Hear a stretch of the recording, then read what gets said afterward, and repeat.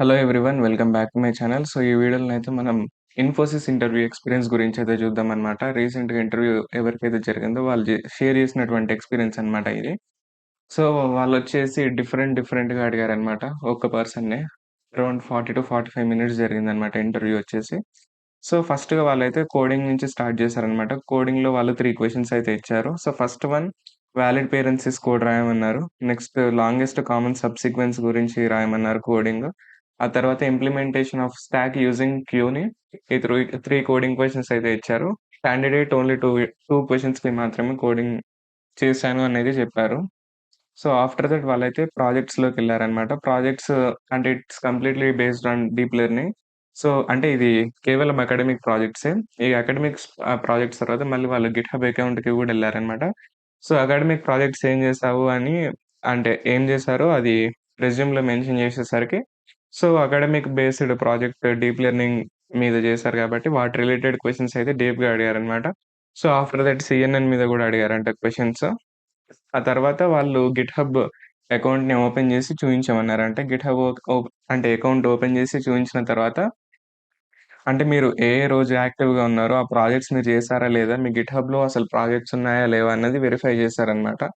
So, ఇది అందరికి జరుగుతదో, జరగదో తెలియదు. బట్ ఇది గిట్‌హబ్ అనేది మీకైతే మస్ట్ అండ్ షుడ్ అనేది ఇప్పుడు మీరు అంటే గుర్తుపెట్టుకోండి.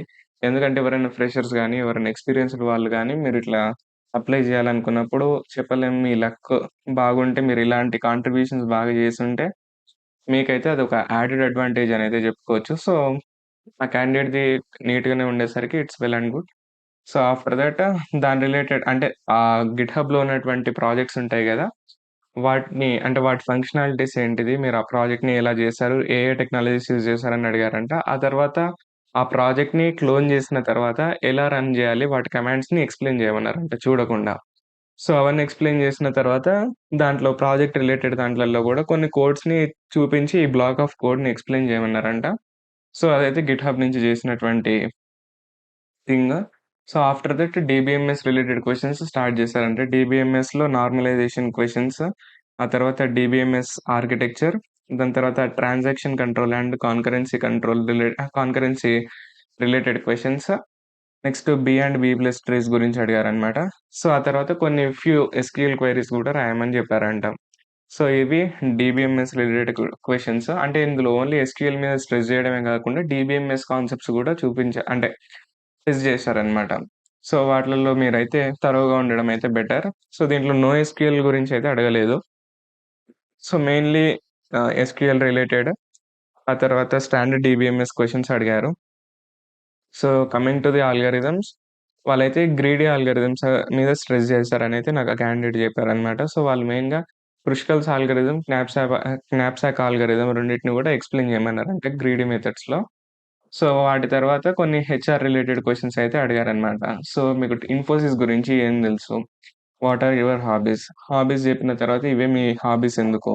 నెక్స్ట్ మీకు ఇండియాలో ఎక్కడిచ్చినా చేసే అంటే కెపాసిటీ మీకుందా? మళ్ళీ మీకు అంటే ఇండియన్ లాంగ్వేజెస్ ఎన్నొచ్చు? దాని తర్వాత మీ స్ట్రెంగ్త్స్ అండ్ వీక్‌నెసెస్ ఏంటివి? మీ వీక్‌నెస్‌ని ఓవర్‌కమ్ జేయడానికి ఏం జేస్తారు అన్నటువంటివి అడిగారు. సో, క్యాండిడేట్ అరౌండ్ 70% క్వెషన్స్‌నైతే ఆన్సర్ చేశారనమాట. సో, వాళ్ళైతే ఇంటర్వ్యూ రిజల్ట్ కోసం వెయిట్ జేస్తున్నారు. సో, చూద్దాం వాళ్ళైతే సెలెక్ట్ అవ్వాలనైతే కోరుకుందాం. So, if you feel this video is informative please like, share and subscribe. And thank you for watching.